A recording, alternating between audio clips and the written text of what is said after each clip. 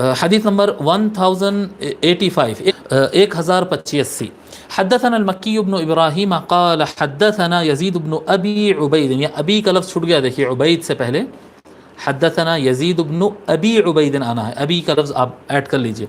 حدثنا المکی بن ابراہیم قال حدثنا یزید بن ابی عبید عن سلمة بن الاکوع رضی اللہ عنہ قال بايعت النبي صلى الله عليه وآله وسلم ثم عدلت إلى ظل الشجرة.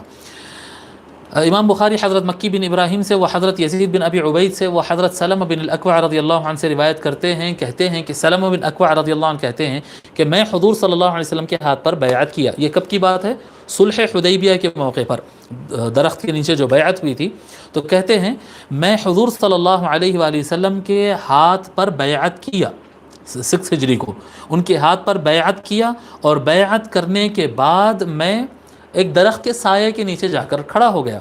فلما خف الناس، جب یہ سلمہ بن اکوع وغیرہ یہ حضور صلی اللہ علیہ وسلم کے قریبی لوگ ہیں، حضرت انس بن مالک ہے، ان کا خاندان ہے، سلمہ بن اکوع یہ حضور کے لوگ ہیں، یہ جیسا حضور فرمائے ویسا ایسے لوگ تھے یہ. تو یہ کہتے ہیں کہ میں جا کر ایک درخت کے سائے میں، ایک جھاڑ کے سائے میں ٹھہر گیا. فلما خف الناس، جب 1400 آدمی کی بیعت ہوئی تھی نا اس دن، تو جب لوگ پھر بیعت ختم ہونے کے بعد جب لوگ اپنے اپنے مقامات کو چلے گئے، قال یا ابن الاکوع، حضور صلی اللہ علیہ وآلہ وسلم فرمائے اے اکوع کے بیٹے بیعت نہیں کرتے؟ یا ابن الاکوع الا تبایع، ابن اکوع کیوں بیعت نہیں کرتے؟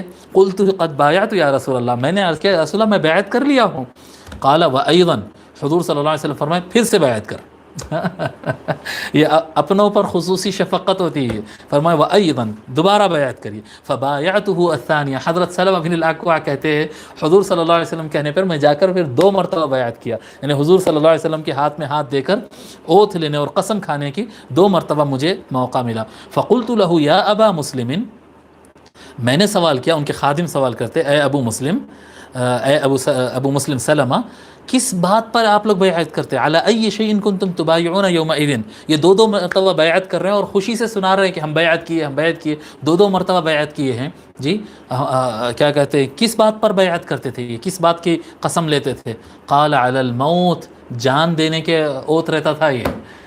جی مکہ کے بارڈر پر کھڑے ہیں صلح حدیبیہ کے موقع پر، حضرت عثمان غنی رضی اللہ تعالیٰ عنہ اندر گئے ہوئے ہیں، اگر کفار کچھ آڑے ٹیڑھی حرکت کریں گے، کچھ اٹیک وغیرہ کریں گے تو مرے تک لڑیں گے، پیچھے نہیں ہٹیں گے، اس بات کی قسم رہتی تھی.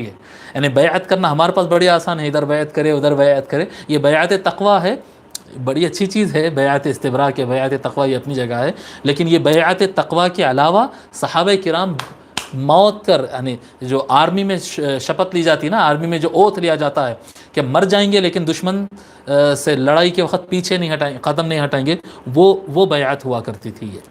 ٹھیک ہے.